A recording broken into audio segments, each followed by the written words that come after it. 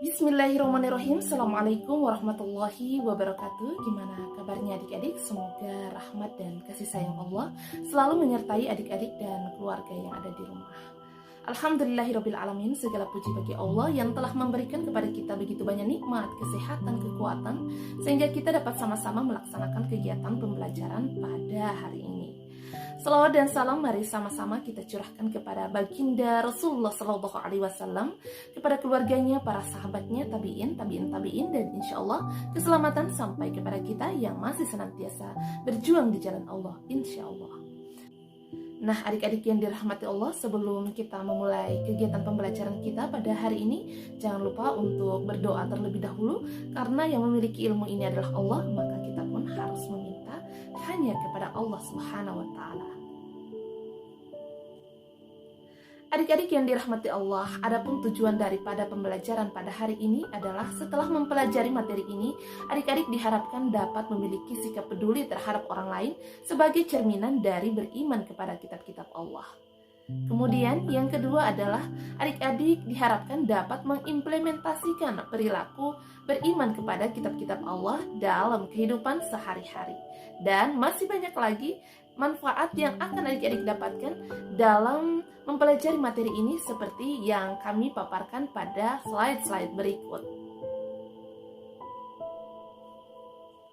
Baik adik-adik yang dirahmati Allah, selanjutnya kita masuk pada materi pertama, yakni pengertian iman kepada kitab-kitab Allah. Namun sebelum kita memulai apa itu pengertian iman kepada kitab-kitab Allah, kita berangkat dulu dari pengertian kitabullah. Apa yang dimaksud dengan kitabullah? Jadi kitabullah ini adalah kumpulan wahyu-wahyu Allah Subhanahu wa Ta'ala yang mengandung petunjuk dan kebenaran. Sementara pengertian kitab itu sendiri adalah wahyu Allah Subhanahu wa Ta'ala yang dibukukan. Adapun makna lain dari kitabullah adalah ajaran Allah Subhanahu wa Ta'ala yang diwahyukan kepada nabi atau rasul yang merupakan ketetapannya dan himpunan petunjuk yang ditulis dan dibukukan. Apa yang dimaksud dengan iman kepada kitab Allah? Maka ini berangkat dari pengertian iman itu sendiri. Apa yang dimaksud dengan iman? Jadi iman itu adalah mempercayai dengan sepenuh hati, mengucapkan dengan lisan, dan mengamalkan dengan perbuatan. Nah, adapun iman kepada kitab Allah berarti kita meyakini sepenuh hati bahwa Allah Subhanahu wa Ta'ala telah menurunkan kitab kepada nabi atau rasul yang berisi wahyu untuk disampaikan kepada umat manusia. Adik-adik yang dirahmati Allah, selanjutnya kita akan masuk pada pembahasan tentang Al-Quran dan kitab-kitab Allah lainnya. Apa saja kitab-kitab Allah lainnya? Mari kita akan bahas satu persatu. Dimulai dari Al-Quran itu sendiri. Nah, adik-adik yang dirahmati Allah, tentunya kata Al-Quran ini adalah suatu hal yang tidak asing lagi di telinga kita. Kita semua mengetahui bahwa Al-Quran ini merupakan kitab umat Islam yang diturunkan oleh Allah Subhanahu wa Ta'ala kepada Rasulullah Sallallahu Alaihi Wasallam untuk disampaikan kepada seluruh umat manusia dan dijadikan sebagai pedoman bagi umat Islam. Adik-adik yang dirahmati Allah, di dalam kitab Al-Quran disebutkan bahwa ada 4 kitab Allah Subhanahu wa Ta'ala yang diturunkan kepada para nabinya.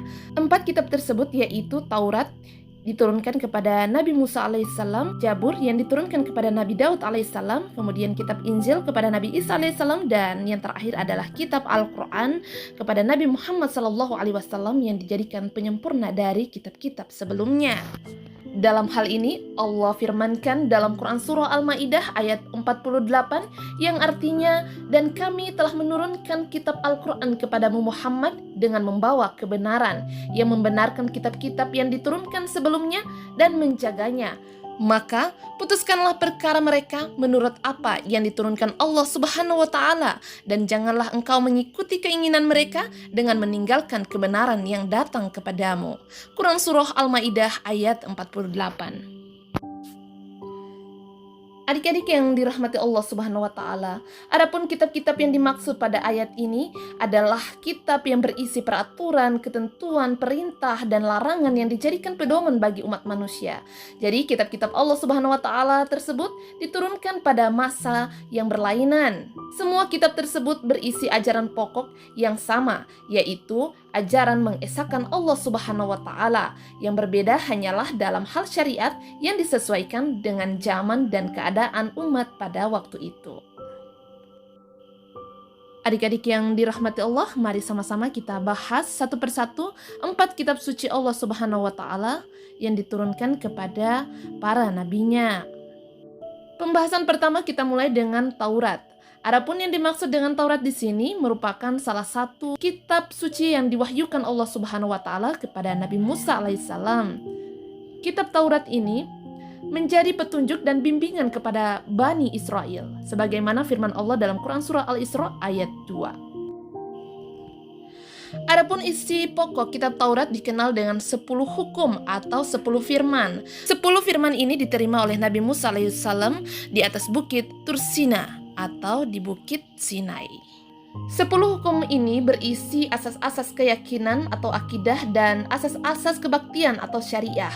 Di antaranya adalah tiada Tuhan selain Allah, jangan menyembah berhala, jangan mempersekutukan Allah Subhanahu wa Ta'ala, sucikan hari Sabat atau hari Sabtu, hormati kedua orang tuamu, jangan membunuh, jangan berzina, jangan mencuri, jangan bersumpah palsu, dan jangan menginginkan milik orang lain atau menginginkan hak orang lain.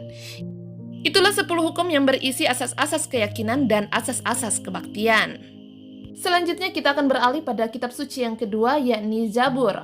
Makna aslinya adalah kitab yang tertulis. Jadi, Zabur ini merupakan nyanyian rohani yang dianggap suci. Zabur ini merupakan kitab suci Allah Subhanahu wa Ta'ala yang diturunkan kepada kaum Bani Israel melalui utusannya yang bernama Nabi Daud alaihissalam. Ayat yang menegaskan keberadaan kitab Zabur diantaranya adalah Quran Surah An-Nisa ayat 163. Adik-adik yang dirahmati Allah, secara garis besar nyanyian rohani yang disandungkan oleh Nabi Daud alaihissalam dalam kitab Zabur itu terdiri atas 5 macam. Yang pertama adalah nyanyian untuk memuji Tuhan, kemudian nyanyian perorangan sebagai ucapan syukur, ratapan jamaah, kemudian ratapan dan doa individu, dan yang terakhir adalah nyanyian untuk raja. Kitab selanjutnya yang diturunkan oleh Allah adalah kitab Injil. Jadi kitab Injil ini adalah kitab yang diwahyukan oleh Allah Subhanahu wa Ta'ala kepada Nabi Isa alaihissalam yang memuat keterangan yang benar dan nyata, yaitu perintah-perintah Allah Subhanahu wa Ta'ala agar manusia mengesahkan dan tidak menyekutukannya dengan satu apapun. Kitab Injil ini diturunkan kepada Nabi Isa sebagai petunjuk dan cahaya penerang bagi manusia. Dalam hal ini dijelaskan oleh Allah Subhanahu wa Ta'ala dalam Quran Surat Al-Hadid ayat 27 yang artinya, kemudian kami susulkan rasul-rasul kami mengikuti jejak mereka, dan kami susulkan pula Isa putra Maryam, dan kami berikan Injil kepadanya, dan kami jadikan rasa santun dan kasih sayang dalam hati orang-orang yang mengikutinya. Quran Surah Al-Hadid ayat 27. Adik-adik yang dirahmati Allah, perlu adik-adik ketahui ada beberapa kitab yang telah mengalami perubahan dan pergantian yang dilakukan oleh tangan manusia. Di antaranya adalah kitab Injil dan Taurat.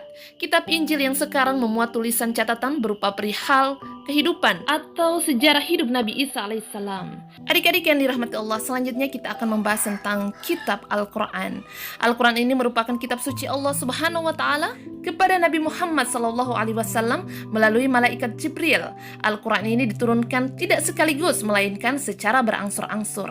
Al-Quran ini diturunkan selama kurang lebih 23 tahun atau lebih tepatnya 22 tahun, 2 bulan, dan 22 hari. Al-Quran ini terdiri dari 30 juz, 114 surat, 6.236 ayat, 74.437 kalimat, dan 325.345 huruf.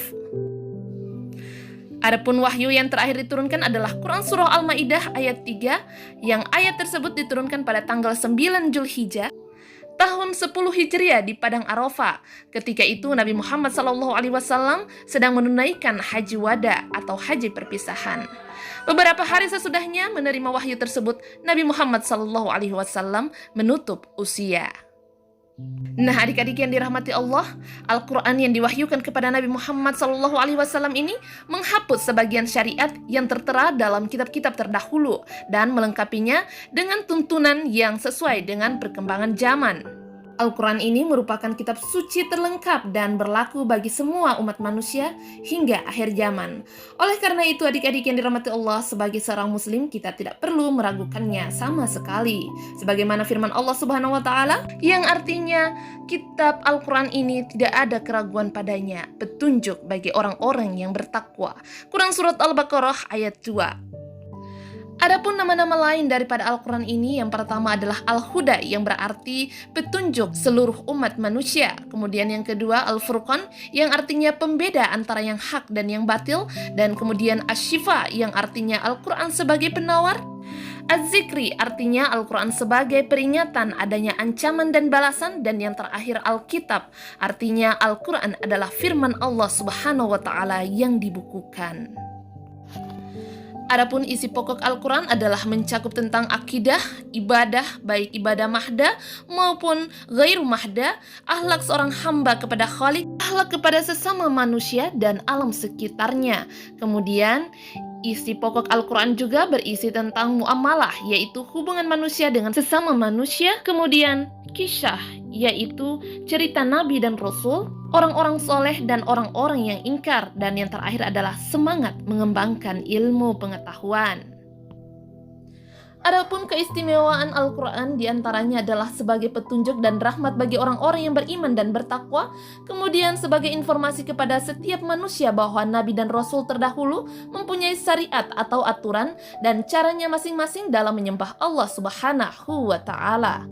Kemudian Al-Quran juga sebagai kitab suci terakhir dan terjamin keasliannya. Al-Quran juga tidak dapat ditandingi oleh ide-ide manusia yang ingin menyimpangkannya. Dan yang membaca dan mempelajari isi Al-Quran merupakan ibadah. Oleh karena itu, adik-adik yang dirahmati Allah, sebagai umat Islam, wajib bagi kita untuk mengimani dan mempercayai isi Al-Quran. Karena Al-Quran merupakan pedoman hidup umat manusia, terlebih lagi pedoman hidup bagi umat Islam. Apabila kita tidak mengimani dan mengamalkannya, maka kita termasuk orang-orang yang ingkar. Adapun cara mengamalkan isi Al-Quran, yakni dengan mempelajari cara membaca Al-Quran, baik melalui iqra, qiraat, atau yang lainnya. Kemudian mempelajari artinya, menganalisis isinya, dan mengamalkannya. Demikian materi kita pada hari ini. Sebagai kesimpulannya, kita sebagai umat manusia wajib meyakini dan mempercayai semua kitab-kitab Allah Subhanahu wa taala, baik itu Taurat, Zabur, Injil, dan Al-Quran. Keimanan kepada kitab-kitab Allah selain Al-Quran dilakukan dengan cara menghormati dan menghargai keyakinan mereka. Tetapi keyakinan terhadap Al-Quran bukan hanya sekedar percaya di dalam lisan dan hati saja, tetapi harus diwujudkan dalam perilaku kita sehari-hari. Oleh karena itu, saya mengajak kepada adik-adik, mari kita mulai saat ini untuk menjadikan Al-Quran sebagai pedoman hidup dengan cara membaca, mempelajari, mengkaji, dan mengamalkan isi kandungannya. Nah, adik-adik, itulah tadi paparan dari materi iman kepada kitab-kitab Allah. Dan selanjutnya mari sama-sama kita tutup kegiatan pembelajaran kita pada hari ini dengan membacakan doa kafaratul majelis. Subhanakallahumma wa bihamdik, asyhadu an la ilaha illa anta, wastaghfiruka wa atubu ilaik. Wassalamualaikum warahmatullahi wabarakatuh.